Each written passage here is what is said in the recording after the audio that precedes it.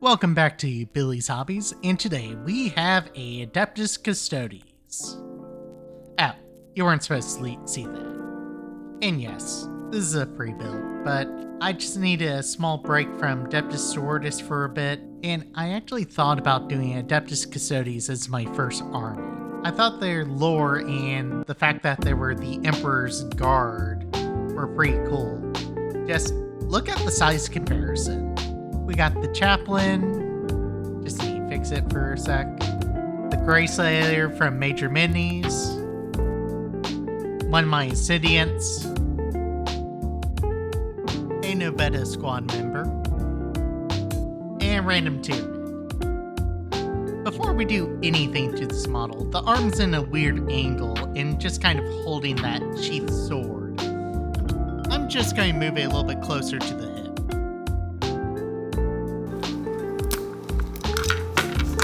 Probably doesn't look like much, but his sword's a little bit closer to his hip, so it actually looks sheath.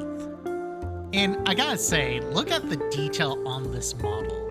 I'm kind of glad I didn't start with these guys first, but they look really cool to me. And I bought a second one. Hey, I gotta make content this week. And I don't like this pose either. There, I think that's better. Okay, let's get started with the paint job. And if you're enjoying this type of content, remember to like, comment, and subscribe.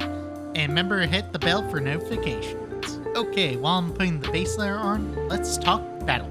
So I am doing a brown base layer, just so I can paint it gold later. But I'm going to base these guys off the solar watch. I just like it how the main color is white and using the gold as a trim. But since this isn't my main army, I am going to experiment a little. I'm going to do a base layer of purple where I'm going to paint red fabric. And this should help me with contrast, or learn contrast. Just a little bit.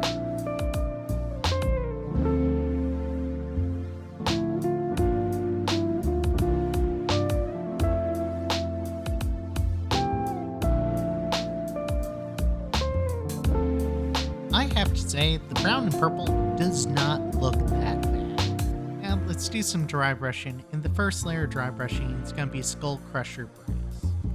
Okay, not too bad. Looks kind of like a antique.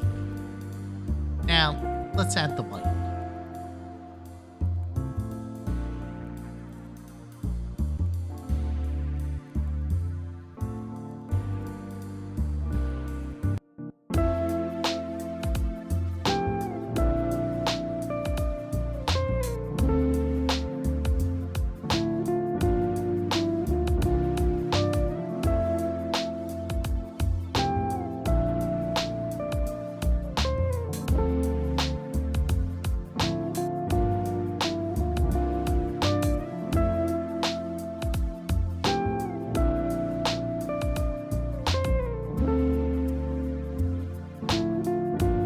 Okay, now we're dry brushing some red on here, and this should highlight the raised areas on the cape, I believe.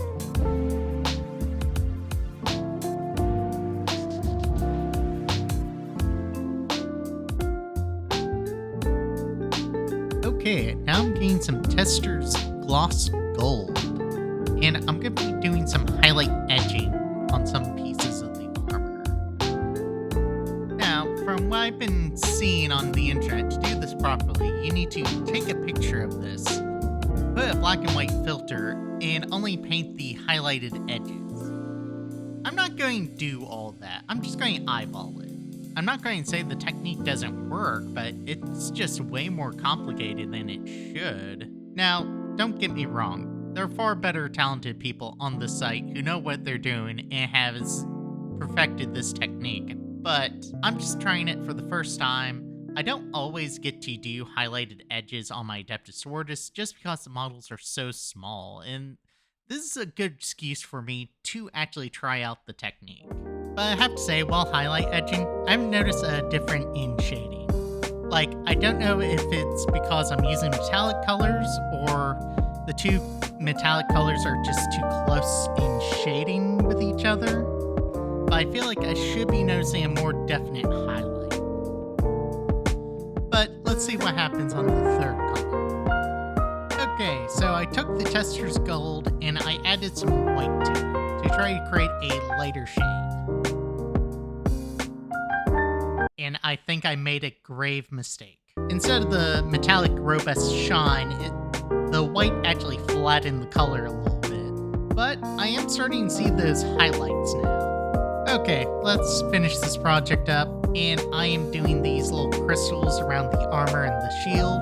And they're supposed to be blue, but I don't have any translucent blue at the moment, so I'm just going to have to make do with green.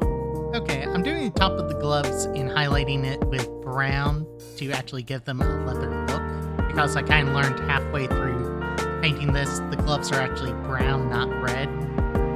And then I'm doing the final highlight of the cape with a bright red.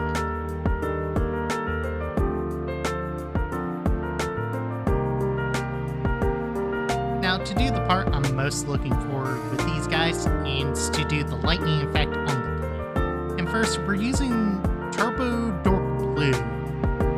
And we're using a makeup sponge to try and make a fade effect on the blade.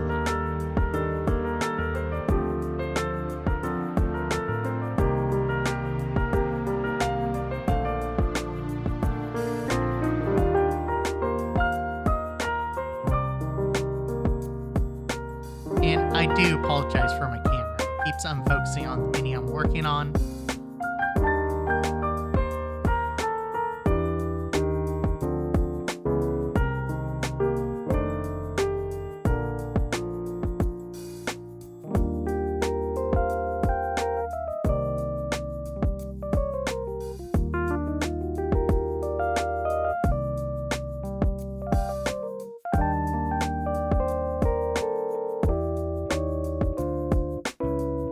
Now, I'm going to do the same for the sword. And then I'm also going to highlight the edges. I'm not going to do the lightning effect on the sword.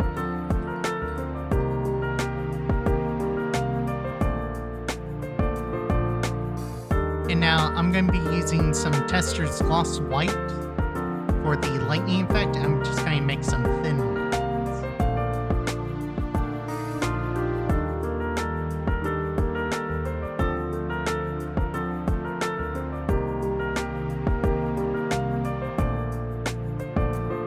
One thing I learned about doing the marble effect with the veins is just go slow and a light touch to make thin lines.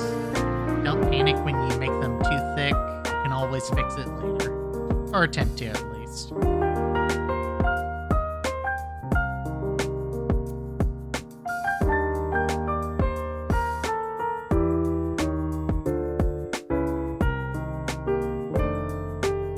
Okay, and we are all done. And I know they're not in perfect condition, and I could have done a better job, but I got some other things to do. I need to get back to doing my Adeptus Custodes army, but I really like how these guys came out. And I know I didn't do the helmets white, and I forgot the red shoulders for the solar watch, but these guys came out really good. I love the look, and the green crystals look really good against the gold and the white. Now, for the highlights, they are kind of unnoticeable except for the ones on the shield right there.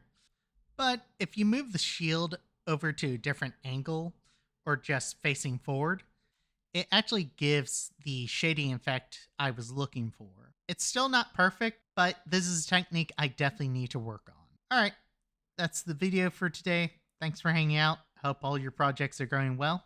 See you next week.